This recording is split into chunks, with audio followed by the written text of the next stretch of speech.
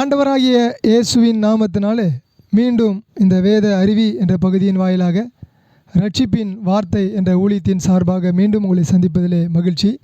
நாம் தேவ செய்திக்காக ஒரு ஜெபத்தை துவங்கி அதை கொண்டு நாம் தேவ செய்திக்கு போகலாம். ஆண்டவரே, நீர் தயவு செய்து இந்த செய்தியை ஆசீர்வதிங்க. இந்த செய்தியை கேட்கும் பொழுதே கர்த்தாவே, குழந்தை பாக்கியம் இல்லாத ஜனங்களுக்கு கர்த்தாவே குழந்தை பாக்கியத்தை ஏற்படுத்தி தாங்க. இப்படி கரத்திலே கொடுக்கிறோம். இயேசுவின் நாமத்தில் ஜெபிக்கிறேன் ஜீவனுள்ள நல்ல பிதாவே, ஆமேன். சாமுவேல் தீர்க்கதரிசியினுடைய புஸ்தகம் 1 சாமுவேல் 1வது அதிகாரம் 1வது வசனத்தை நாம் பார்க்கும் பொழுது எல்கனாவை குறித்து மிக தெளிவாக எழுதப்பட்டிருக்கிறது. எல்கனாவிற்கு 2 மனைவிகள் இருந்தார்கள். அந்த மனிதன் தேவனுக்கு பயந்த மனிதன். அந்த மனிதன் தேவனுக்கு பயந்து வாழ்ந்த மனிதன். தேவனுக்கு பலிகளை செலுத்திய தேவ மனிதன். அப்படிப்பட்டதான மனிதனுக்கு 2 மனைவிகள் இருந்தார்கள். ஒருவருடைய பெயர் பெனினாள், மற்றவருடைய பெயர் அன்னாள். பெனினாளுக்கு பிள்ளைகள் இருந்தது, அன்னாளுக்கு பிள்ளைகள் இல்லை என்பது ரட்சிக்கப்பட்ட தேவ ஜனங்களுக்கு தெரியும். ரட்சிக்கப்படாத தேவ ஜனங்களே, நீங்கள் தயவு செய்து வேதாகமத்திலே 1 சாமுவேல் என்று சொல்லக்கூடிய இந்த பரிசுத்த வேதாகமத்திலே 1 சாமுவேல் என்று சொல்லி ஒரு புஸ்தகம் இருக்கிறது. அந்த புஸ்தகத்தை நீங்கள் வாசித்தால் இந்த செய்தியை நீங்கள் புரிந்து கொள்ளலாம். ஆகவே தேவனுக்கு பயந்த மனிதன், தேவனோடு எப்பொழுதும் இருக்கக்கூடிய மனிதன், தேவனுக்கு வருடந்தோறும் பலிகளை செலுத்தி காணிக்கைகளை செலுத்தி தன் குடும்பமாய் சென்று தேவாலயத்துக்கு வரக்கூடிய மனிதன். அப்படிப்பட்ட மனிதனுடைய வாழ்க்கையிலே தனது மனைவி அன்னாளுக்கு குழந்தைகள் இல்லை. அப்பொழுது குழந்தைகள் இல்லை என்பதனால் தன்னுடைய அன்னாளினுடைய செயலை குறித்து அவன் மிகவும் வருத்தப்படுகிறான். அவள் எப்பொழுதும் சாப்பிடாமல் துக்கமுகமாக காணப்படுகிறாள். இவைகளை பார்க்கும் பொழுது மிக வேதனையிலே இந்த மனிதன் எல்கானா காணப்பட்டான். ஆனாலும் எல்கானா சொல்லுகிறான், பிள்ளைகளை விட நீதான் எனக்கு மிக முக்கியம், அவர்களை விட நீ எனக்கு சிறந்தவள் என்று சொல்லி அவளை குறித்து மிக மேன்மையாக பேசுகிறான். ஆனாலும் அன்னாள் என்ற அந்த ஸ்திரீக்கு, அந்த பெண்ணுக்கு மிக மனவேதனை, குழந்தைகள் இல்லை என்று சொல்லி. ஒருவேளை இந்த காலகட்டத்திலே நீங்களும் குழந்தை பாக்கியம் இல்லை என்று சொல்லி வேதனைப்பட்டால், துக்கப்பட்டால், வருத்தப்பட்டால், கஷ்டப்பட்டால், வேதனையோடு துன்பங்களையும் அவமானங்களையும் சகித்தால், இந்த வேத புஸ்தகம் உங்களுக்கு இன்றைக்கு ஒரு மிக முக்கியமான ஒரு செய்தியை அறிவிக்கிறது. என்ன செய்தி என்று சொன்னால், தேவனை தேடுகிறவர்களுக்கு கண்டிப்பாக ஒரு குறையும் வராது, எல்லாம் நிறைவாகவே முடியும் என்பதுதான் அந்த செய்தி. சரி, நாம் வாசிக்கலாம். 1 சாமுவேலின் புஸ்தகம் 1வது அதிகாரத்திலே 6வது வசனம் சொல்லுகிறது, கர்த்தர் அன்னாளின் கர்ப்பத்தை அடைத்தபடியினால் அவளுடைய சக்காலத்தி அன்னாளை துக்கப்படுத்தும்படியாக அவளை மிகவும் விசானப்படுத்தி வந்தாள் என்று சொல்லி வாசிக்கிறோம். ஒவ்வொரு நாளும் விசானப்படுத்தினால் அன்னாளினுடைய சக்காலத்தி, ஒவ்வொரு நாளும் வேதனைப்படுத்தினால், வெட்கப்படுத்தினால், கஷ்டப்படுத்தினால், கண்ணீர் வடிக்கக்கூடிய அளவிற்கு அவளை கொண்டு போனாள். ஏன் இந்த அன்னாளுக்கு கர்த்தர் கர்ப்பத்தை அடைத்தார் என்று சொன்னால், வேதத்திலே நாம் சரியாக புரிந்து கொண்டால்தான் இந்த விஷயத்துக்குள்ளே நாம் கடந்து செல்ல முடியும். கர்த்தரால் தெரிந்து கொள்ளப்பட்டவர்கள் கர்த்தரையே தேட வேண்டும் என்று சொல்லி ஆண்டவர் எப்பொழுதும் விரும்புகிறார். ஆனால் கர்த்தரால் தெரிந்து கொள்ளப்பட்டவர்கள் தேவனை தேடாமல் அநேக காரியங்களை தேடும் பொழுது ஆண்டவர் சில வேளைகளே சில காரியங்களுக்காக கர்ப்பங்களை அடைக்கிறார். அப்படிதான் அன்னாளுடைய கர்ப்பத்தை ஆண்டவர் அடைத்தார். 1 சாமுவேல் 1வது அதிகாரத்திலே 10வது வசனம் சொல்லுகிறது, அன்னாள் போய் மனம் கசந்து மிகவும் அழுது கர்த்தரை நோக்கி விண்ணப்பம் பண்ணினாள். கர்த்தர் கர்ப்பத்தை அடைத்து விட்டார். கர்ப்பத்தை கர்த்தர் தான் அடைத்தார் என்பது அன்னாளுக்கு தெரியாது. ஆனால் அன்னாள் வழக்கத்தின்படியே வருடந்தோறும் தன்னுடைய கணவரோடு ஆலயத்துக்கு செல்லுகிறாள். அங்கே போய் சுற்றி பார்த்து விட்டு மனம் கசந்து அழுது விட்டு சாப்பிடாமல் இருந்து விட்டு வந்து விடுகிறாள். ஆனால் இந்த முறை அன்னாள் ஒரு வித்தியாசமான ஒரு காரியத்தை செய்கிறாள். 1 சாமுவேல் 1:10 நாம் வாசித்தபடி, அன்னாள் போய் மனம் கசந்து மிகவும் அழுது கர்த்தரை நோக்கி விண்ணப்பம் பண்ணி என்று சொல்லி வாசிக்கிறோம். இத்தனை ஆண்டுகளோ போகிறதான அன்னாள் ஒரு நாளும் விண்ணப்பம் பண்ணினாள் என்று சொல்லி எழுதவில்லை. ஆனால் இந்த வருடத்திலே அன்னாளை குறித்து எழுதும் பொழுது அவள் விண்ணப்பம் பண்ணினாள். ஆம், நீங்களும் எல்லா மனிதர்களையும், எல்லா மருத்துவர்களையும், எல்லாரையும் சந்தித்து விட்டு இனி முடியவே முடியாது, கடவுள்தான் எனக்கு ஏதாவது செய்ய வேண்டும் என்று சொல்லி ஒருவேளை நீங்கள் காத்து கொண்டு இருந்தால், உங்களுக்கு ஆண்டவராகிய இயேசு கிறிஸ்துவின் நாமத்தினாலே ஆண்டவர் சொல்லுகிறது, நீங்கள் கர்த்தரை நோக்கி விண்ணப்பம் செய்ய வேண்டும்.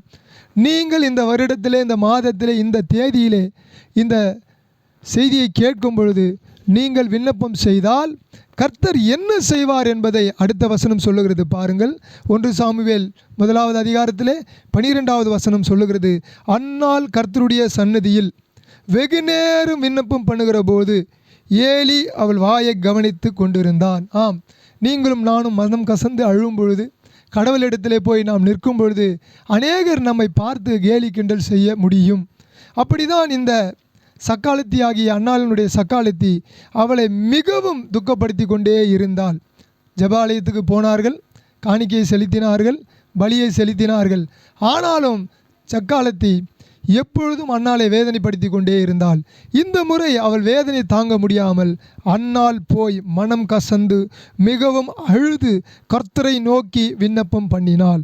விண்ணப்பம் பண்ணின உடனே ஆண்டவருடைய கிருபை அவள் மேல் எப்படி இறங்குகிறது என்பதை நாம் கவனிக்க வேண்டும். அன்னாள் கர்த்தருடைய சந்நிதியிலே வெகு நேரம் விண்ணப்பம், எவ்வளோ நேரம் விண்ணப்பம் பண்ணினாள் என்று சொன்னால், வெகு நேரம் விண்ணப்பம் பண்ணினாள்.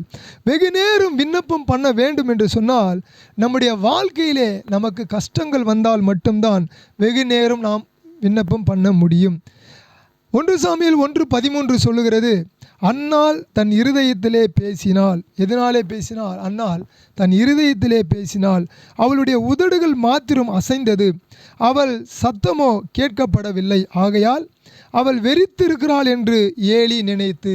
இங்கே ஒரு தேவ மனிதன், ஊழியக்காரன், ஒரு ஃபாதர், ஒரு பாஸ்டர், ஒரு பிஷப் உட்கார்ந்து கொண்டிருக்கிறார், வயதானவர். அவர் இந்த அன்னாள் என்ற ஸ்திரியை பார்த்து அவள் குடித்திருக்கிறாள் என்று சொல்லி அவர் நினைக்கிறார்.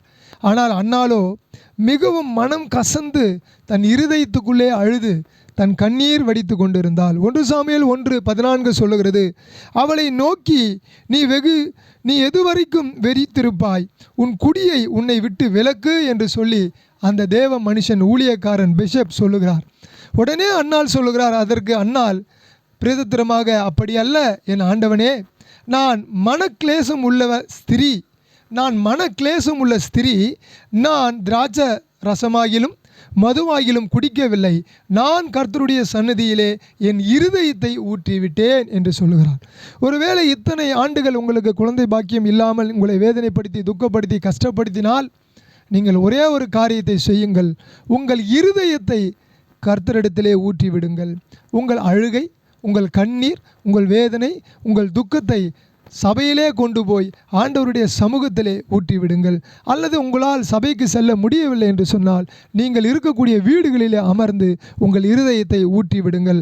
ஆண்டவரை பார்த்து, ஆண்டவராகிய இயேசு கிறிஸ்துவே, கர்த்தராகிய இயேசு கிறிஸ்துவே, ஒரே இரட்சகராகிய இயேசு கிறிஸ்துவே, இந்த ஆண்டிலே எனக்கு ஒரு அற்புதத்தை செய்யுங்க, அடையாளத்தை செய்யுங்க, ஏதாவது ஒன்றை செய்யுங்க என்று சொல்லி உங்கள் இருதயத்தை நீங்கள் ஊற்றினால் ஆண்டவர் அடுத்தபடியாக என்ன செய்கிறார் என்பதை நாம் பார்க்க வேண்டும்.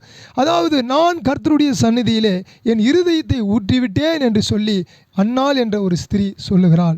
அடுத்தபடியாய் நாம் பார்க்கும்போது 1 சாமுவேல் 1:16 என்ற அந்த வசனத்தை நாம் பார்க்கும் பொழுது, உம்முடைய அடியாளை பேலியாளின் மகளாக எண்ணாதையும் மிகுதியான விசாரத்தினாலும் கிளேசத்தினாலும் இந்நேரம் மட்டும் விண்ணப்பம் பண்ணினேன் என்றால், இந்நேரம் மட்டும் என்று சொன்னால் வெகு நேரம் நீங்களும் நானும் ஜெபிக்க வேண்டும் என்று சொன்னால் நம்முடைய இருதயம் கிளேசம் அடைய வேண்டும், நமக்குள்ளே வேதனை வர வேண்டும், நமக்குள்ளே அவமானம் வர வேண்டும்.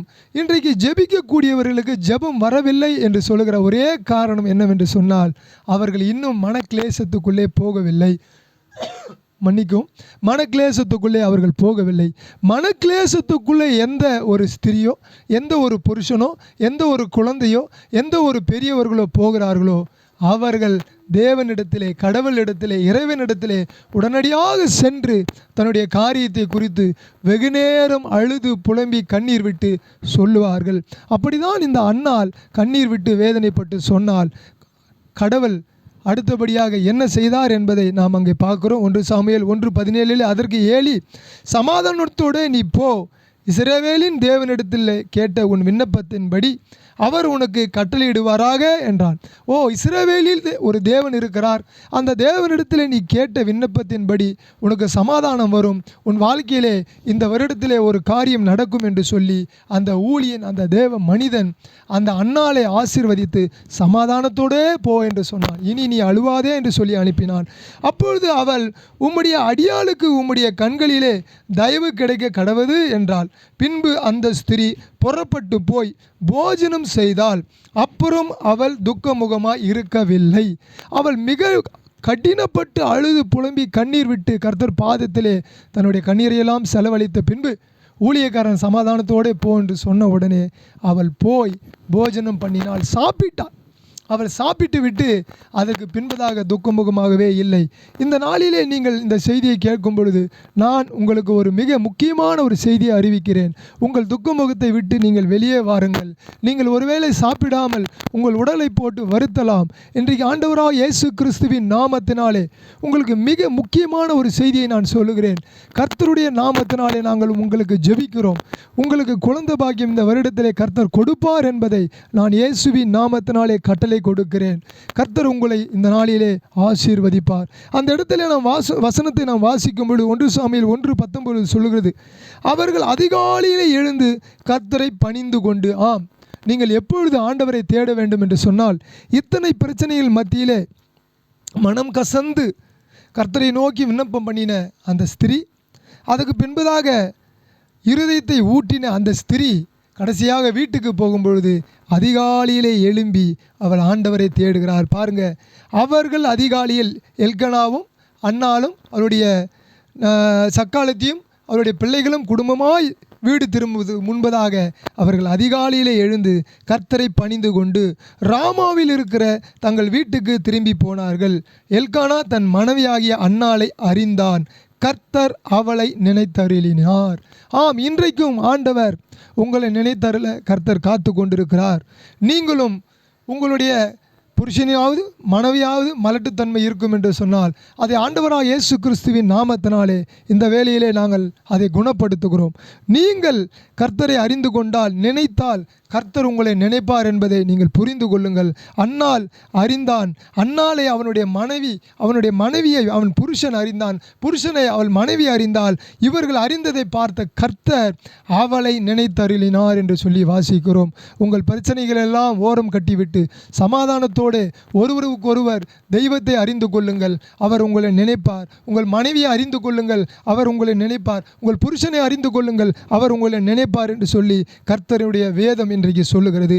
1 சாமுவேல் 1:20 சொல்லுகிறது, சில நாள் சென்ற பின்பு அன்னாள் கர்ப்பவதியாகி ஒரு குமாரனை பெற்று கர்த்தரிடத்திலே அவனை கேட்டேன் என்று சொல்லி அவனுக்கு சாமுவேல் என்று பெயரிட்டாள்.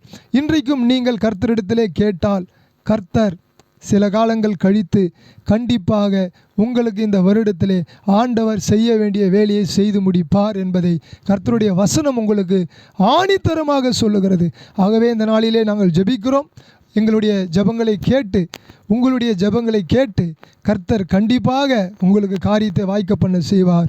நீங்கள் உடனடியாக மனம் திரும்புங்கள். பாவத்திலிருந்தும், பில்லி சூனிய கட்டுகளிலிருந்தும், ஏவுகளிலிருந்தும், தேவையில்லாத எண்ணங்களிலிருந்தும், பொய் புரட்டுகளிலிருந்தும் நீங்கள் மனம் திரும்பினால் கர்த்தர் இந்த ஆண்டிலே குறை சொல்லுகிற காரியங்களிலிருந்து நீங்கள் மனம் திரும்ப வேண்டும். மாமியாருக்கு விரோதமாய் மருமகளுக்கு விரோதமாய் மாமியார், புருஷனுக்கு விரோதமாய் மனைவிக்கு விரோதமாய் புருஷன், நாச்சியாருக்கு விரோதமாய் இப்படியாய் குறை சொல்லுகிறதை விட்டுவிட்டு கர்த்தர் பக்கமாய் திரும்புங்கள். நாம் கர்த்தரை நோக்கி ஜெபிக்கலாம். ஆண்டவரே, அன்னாள் வெகு நேரம் ஜெபித்தால், அழுதால், புலம்பினார் ஆண்டவரே. ஆனால் ஊழியக்காரனுக்கு கர்த்தாவே அவள் குடித்திருக்கிறாள் என்று சொல்லிதான் அறிந்து கொள்ள முடிந்தது. ஆனால் நீரோ இருதயத்தை பார்த்து அன்னாளுக்கு கர்த்தாவே ஆசீர்வாதத்தை கொடுத்து சாமுவேல் என்ற ஒரு மகனை பெற உதவி செய்தீர். அந்த சாமுவேல் கர்த்தாவே பெரிய தீர்க்கதரிசி. அந்த தீர்க்கதரிசி கர்த்தாவே தன்னுடைய எல்லா இடங்களிலும் அறியப்பட்ட தீர்க்கதரிசியாக இருந்தான் என்று நாங்கள் பார்க்கிறோம். தொடர்ந்து இந்த வேத புஸ்தகத்தை ஆண்டவரே கர்த்தாவே ரட்சிக்கப்படாத ஜனங்கள் வாசித்து இதில் இருக்கக்கூடிய ஆசீர்வாதங்களை பெற்றுக்கொள்ள அவர்களுக்கு இரக்கம் பாராட்டும். பெரிய காரியங்களை செய்யும் கர்த்தர் தாமே உங்களை ஆசீர்வதிப்பாராக. இந்த வருடத்திலே கர்த்தர் உங்களுக்கு குழந்தை பாக்கியத்தை கொடுப்பாராக. இயேசுவின் நாமத்தினாலே ஜெபிக்கிறேன் நல்ல பிதாவே. ஆமேன், ஆமேன், ஆமேன். Praise the Lord. Praise the Lord.